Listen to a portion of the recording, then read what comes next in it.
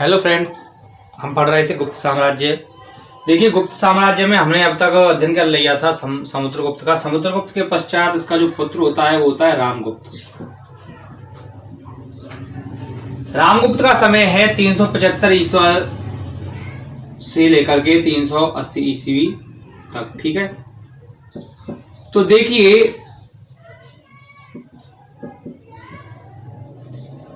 रामगुप्त जब गद्दी पर बैठा तो इसके शासनकाल में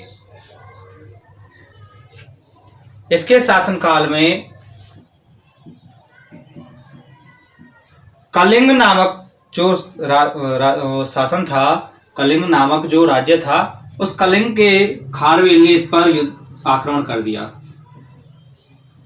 खारवेल शासक ने, तो रामगुप्त जब गद्दी पर बैठा तो कलिंग के खारवेल शासक ने इस पर आक्रमण कर दिया, और आक्रमण कर दिया तो ये हार गया। और इसने अपनी जो पत्नी थी जिसका नाम था ध्रुव देवी को इस खारवेल के पास भेज दिया। यानी कि खारवेल को रामगुप्त ने अपनी पत्नी को प्रदान कर दिया। ठीक है, अब देखिए इस बात की सूचना का पता चलता है रामगुप्त के छोटे भाई चंद्रगुप्त द्वितीय को। ठीक है, तो देखिए जब चंद्रगुप्त द्वितीय को इस बात का पता चलता है तो चंद्रगुप्त क्या करता है कि अपनी जो भाभी थी इसकी, उसको रोक करके नहीं, इस भाभी के स्थान पर खुद चला जाता है। यानी कि इस खारवेल के पास ध्रुव देवी के स्थान पर कौन चला जाता है? चंद्रगुप्त द्वितीय। अब जब चंद्रगुप्त द्वितीय जब इधर खारवेल के पास पहुंच जाता है, यानी कलिंग में पहुंच जाता है, तो यह चंद्रगुप्त द्वितीय इस खारवेल को मार देता है। ठीक है, जब खारवेल को मार देता है तो कलिंग पर अधिकार किसका हो जाता है? चंद्रगुप्त द्वितीय का। ठीक है, तो देखिए कलिंग से लौटकर चंद्रगुप्त द्वितीय आता है अब मगध, और मगध में कौन बैठा था? इसका भाई। तो यह क्या करता है? इस रामगुप्त को भी मार देता है। क्यों मार देता है? क्योंकि इस समय इस वंश का जो सबसे नीच जो कायर शासक था वो था रामगुप्त। और रामगुप्त ने क्या किया? अपनी जो पत्नी थी उसको दूसरे शासक के पास पहुंचा दिया, जो कि इस चंद्रगुप्त को यह बात अच्छी नहीं लगी। ठीक है, तो इसको मारने के पश्चात अब चंद्रगुप्त बैठता है मगध की गद्दी पर, और चंद्रगुप्त का समय जो शुरू हो जाता है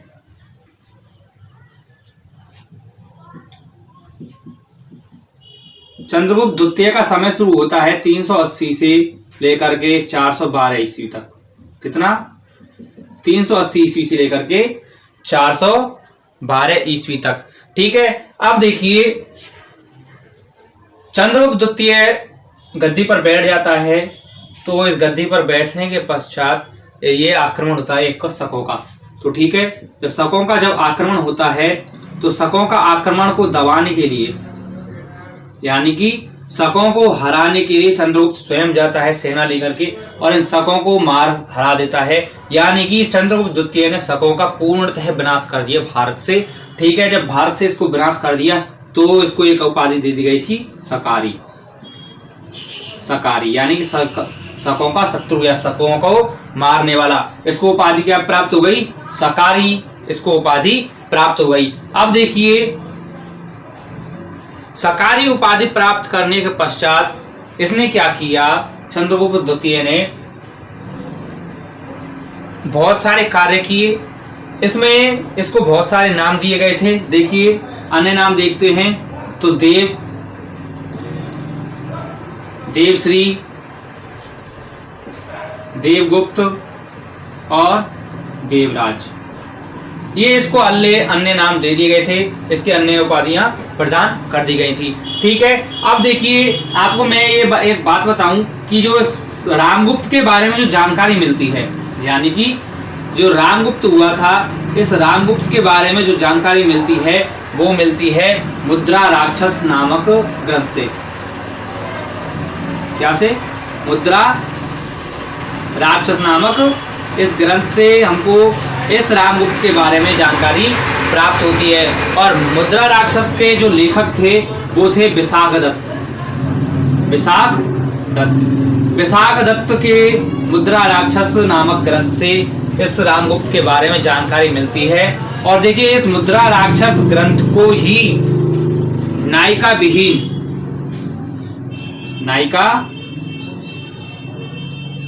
विहीन ग्रंथ भी बोला जाता है। क्या बोला जाता है? नायिका विहीन ग्रंथ भी इसको बोला जाता है। और इसी को मुद्रा राक्षस को भारत का प्रथम जासूसी ग्रंथ बोला जाता है। ठीक है, अब देखिए नायिका विहीन क्यों बोला जाता है? क्योंकि इस नाटक में यानी इस मुद्रा राक्षस में रामगुप्त, चंद्रगुप्त द्वितीय और खारवेल के जो ये युद्ध हुआ था, खारवेल का और चंद्रगुप्त द्वितीय का, या चंद्रगुप्त द्वितीय ने जब खारवेल को मार दिया था, वो इस घटना का सारा प्रसंग इस मुद्रा राक्षस में मिलता है। इसमें कहीं पर भी किसी भी नायिका का उदाहरण नहीं मिलता है। ठीक है, और इसको भारत का प्रथम जासूसी ग्रंथ भी बोला जाता है। अब देखिए शाकों को पराजित करने के बाद यह सकारी कहलाया, और सकारी कहलाने के बाद देखिए इसको कई उपाधियां मिली।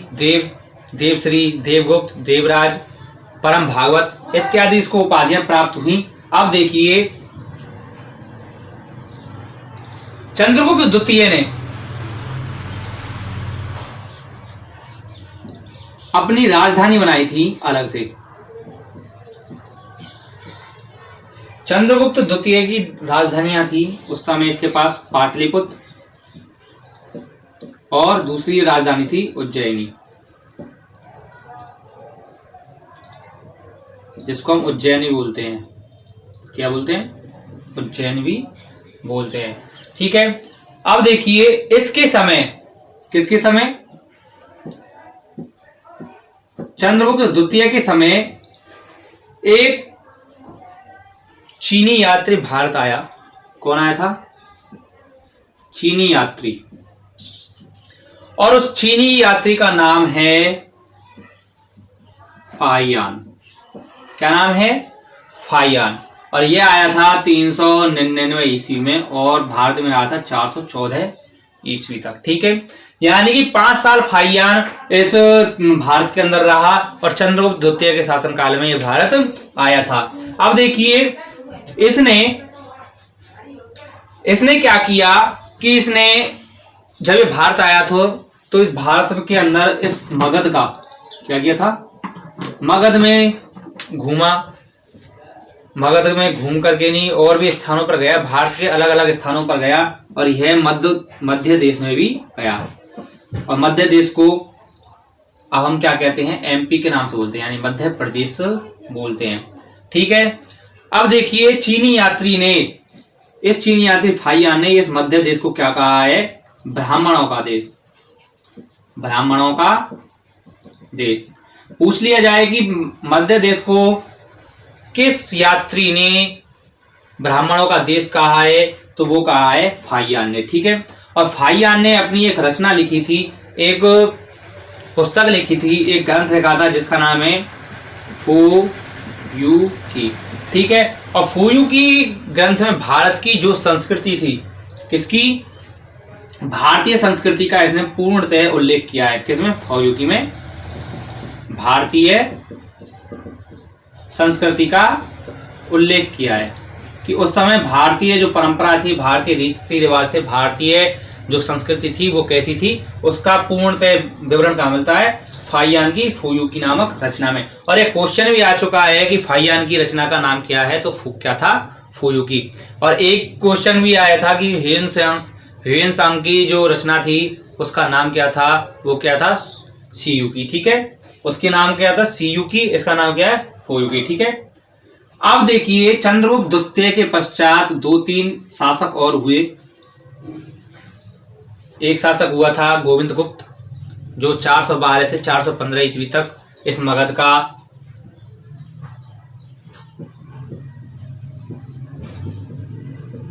शासक रहा, 412 से 415 ईस्वी तक। ठीक है, इनके बारे में बहुत कम मिलता है। ऐसा कहा जाता है, इतिहास में ऐसा कहा गया है कि ये जो गोविंद गुप्त था यह अपने पिता रामगुप्त की ही तरह कायर था, यानी रामगुप्त की तरह कायर था, निकम्मा था।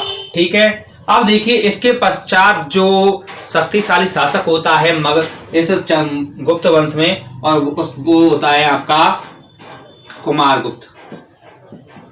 कुमारगुप्त, इसका समय है 415 से लेकर के 455 ईस्वी तक। ठीक है। अब देखिए कुमारगुप्त मगध के साम्राज्य पर बैठा, मगध के साम्राज्य पर जब बैठ गया था तो देखिए सर्वाधिक अभिलेख लिखवाने वाला, यानी कि इस गुप्त वंश में सर्वाधिक अभिलेख लिखवाने वाला जो शासक था वो था कुमारगुप्त।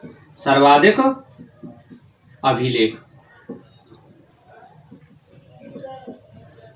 अभिलेख लिखवाने वाला शासक कौन था?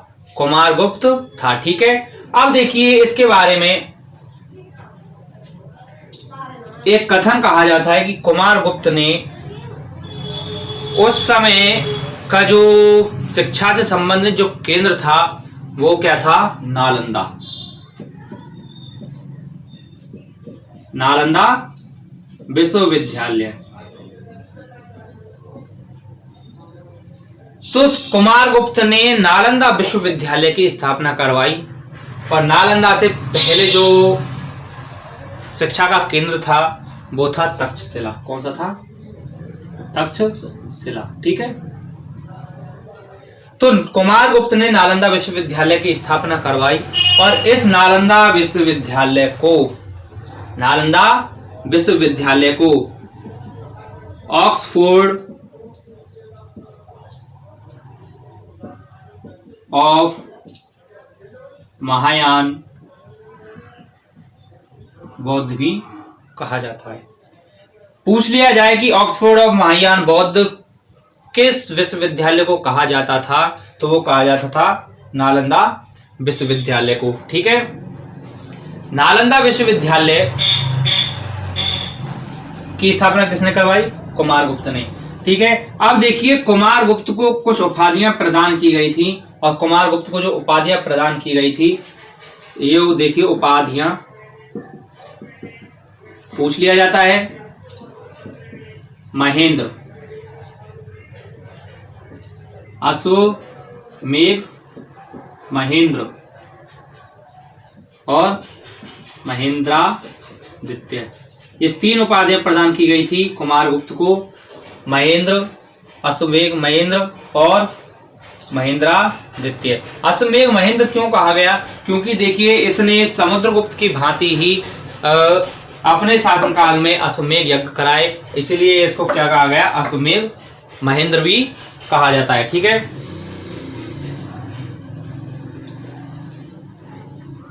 इसके बारे में और कहा जाता है कि कुमारगुप्त ने सर्वाधिक सिक्के, कौन से?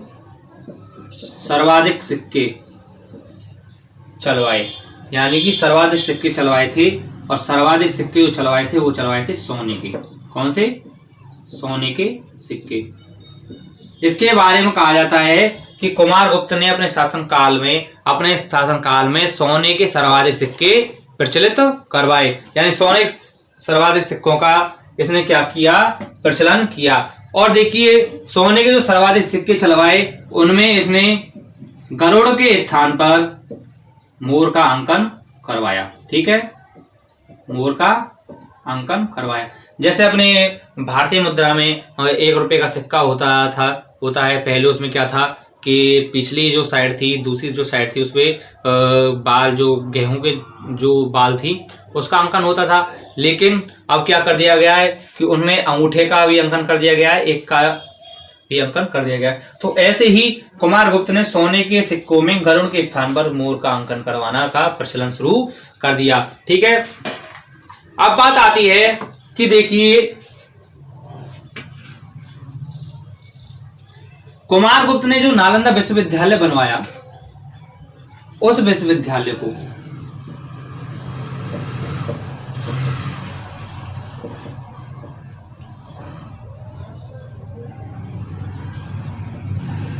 कुमारगुप्त के द्वारा बनवाए गए नालंदा विश्वविद्यालय को जो शासक था अलाउद्दीन खिलजी के बाद बख्तियार खिलजी जो था, तो बख्तियार खिलजी ने बख्तियार खिलजी ने इस विश्वविद्यालय का क्या करवा दिया, नष्ट करवा दिया। इस विश्वविद्यालय को नष्ट करवा दिया, इसको तोड़वा दिया। अब देखिए इसके पश्चात जो शासक आता है वो आता है स्कंदगुप्त। स्कंदगुप्त, और इस स्कंदगुप्त का जो समय होता है वो होता है 455 से 467 ईस्वी। ठीक है। अब देखिए स्कंदगुप्त के बारे में कहा जाता है कि स्कंदगुप्त ने जो चंद्रगुप्त मौर्य के द्वारा जो बनवाई गई थी सुदर्शन झील, क्या थी, सुदर्शन झील का पुनर्निर्माण करवाया था। क्या करवाया था इसने, पुनर्निर्माण करवाया। ठीक है, पुनर्निर्माण करवाया। इसका जो उस समय गवर्नर था, इसका जो उस समय जो गवर्नर था वो था पर्णदत्त। तो ठीक है, पर्णदत्त ने इस सुदर्शन झील को क्या किया, निर्माण करवाया, पुनर्निर्माण करवाया, इसकी मरम्मत करवाई। अब ठीक है, अब इसका जो एक पुत्र होता है वो उसका नाम होता है चक्रपालित। कई कई किताबों में चक्रपाली भी लिखा मिल जाता है, लेकिन शुद्ध नाम क्या है इसका, चक्रपालित। तो चक्रपालित ने इस सुदर्शन झील का निर्माण तो करवाया, लेकिन इसके साथ साथ इसके किनारे पर एक विष्णु मंदिर का निर्माण भी करवाया। ठीक है, विष्णु मंदिर का निर्माण भी करवाया। अगर पूछ लिया जाए कि सुदर्शन झील के पास में जो विष्णु मंदिर की जो स्थापना करवाई तो वो किसने करवाई थी, वो करवाई थी चक्रपालित ने। ठीक है, चक्रपालित ने इसकी सुदर्शन झील की क्या करवाई थी, स्थापना करवाई थी। अब बात आती है, देखिए सुदर्शन झील की स्थापना इन्होंने करवाई, तो देखिए स्कंदगुप्त के समय में हूण जो जाति थी, हूणों का आक्रमण हुआ। क्या हुआ, हूणों का आक्रमण हुआ। अब इस आक्रमण को दबाने के लिए स्कंदगुप्त ने सैनिक अभियान चलाया, और सैनिक अभियान चला करके इस स्कंदगुप्त ने इन हूणों को क्या कर दिया, इन हूणों का पतन कर दिया, इन हूणों का नाश कर दिया, यानी कि इन हूणों को क्या कर दिया, पराजित कर दिया। अब हूणों को पराजित कर दिया तो देखिए इस समय इस स्कंदगुप्त ने अपनी जो राजधानी बनाई थी वो बनाई थी अयोध्या। कौन सी, अयोध्या को अपनी राजधानी बनाया, अयोध्या को अपनी राजधानी बनाया। ठीक है, अब देखिए इस स्कंदगुप्त के पश्चात जो अंतिम जो शासक होता है इस गुप्त वंश का, वो बताया जाता है। अंतिम जो शासक था वो था विष्णुगुप्त। ठीक है, कौन सा था, विष्णुगुप्त था। ठीक है,